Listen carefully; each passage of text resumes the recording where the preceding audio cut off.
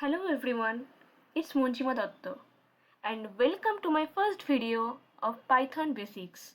Today I am not going to show you any task or project that I have shared in my last 3 videos, but I am going to discuss some basic ideas about one of the most popular languages, Python.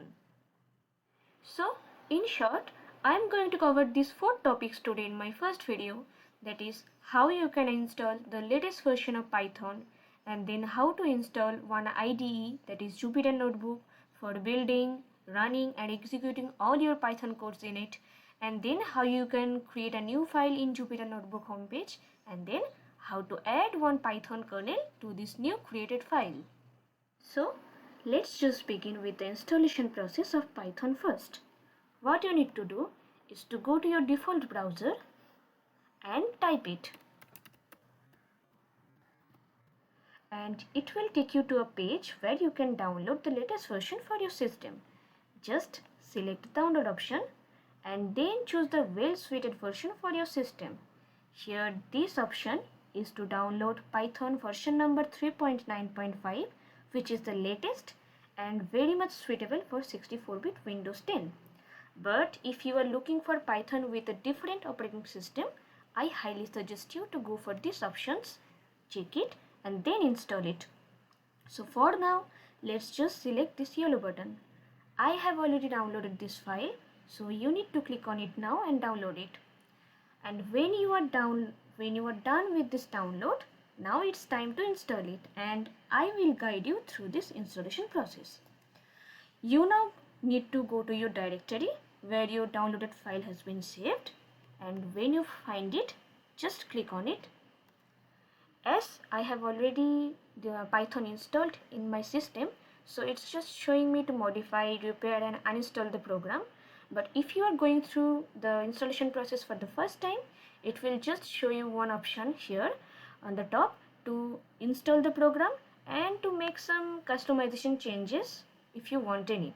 So make sure you just click on the installation button, install it and then just get started.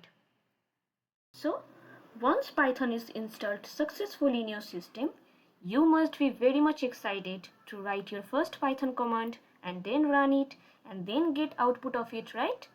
But before you do that, a bit of information for you. You can either run them using Python's text edit section, that is in immediate mode, or you can make use of any IDE, that is integrated development environment. I will show you both the options. So at first, let's see how you can run them using Python's text edit section. Go to your search bar and look for the Python program that you have just installed and click on it, and it will take you to the page where you can finally run your first Python commands. Let's say if I want to print hello world, okay, and then click enter. So see, it just gives me the output of this print command. And now if I want to get addition of these two numbers and click enter, so it just gives me the result of addition. So that is how you can run all your Python programs. Now let's see how we can make use of any IDE, that's integrated development system. So basically here we will use one external IDE to run all our Python codes and also to work with different languages all together at a time. But remember, there are many other IDEs available in the market, but here for our purpose we will just use Jupyter Notebook. So now let me introduce you to these 3 possible ways where you can get Jupyter Notebook or your Jupyter Lab from. So first way is to use platform Anaconda. It's one completely inbuilt Python distribution which contains many useful and necessary packages for many data science projects, for many scientific and statistical calculations and so on. And then the second way is to use one cloud-based service offered by IBM Community. And then comes this option where you can get Jupyter Notebook through command prompt using some basic command lines. Today in this video, I will discuss only about this third one. We might talk about these two options later in my next video. So let me show you how you can use this command prompt to get to your Jupyter Notebook homepage. Now open your command prompt and put this command lines here like this.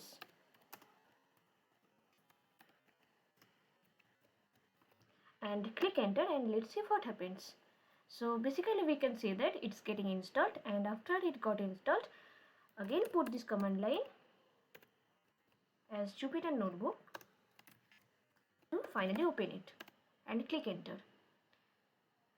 And right after clicking enter, it takes you directly to the web page of Jupyter Notebook as you can see here. But for those who did miss the command lines or could not keep track of the command process, I have written here the command lines, so just note it down and follow it. Now let's go back to the web page we have just created, and we will now create a new notebook file. And to do that, just select new option on the top right side and click on folder, and it will be saved here as untitled folder. Further select this untitled folder and again go to the new option and add Python kernel.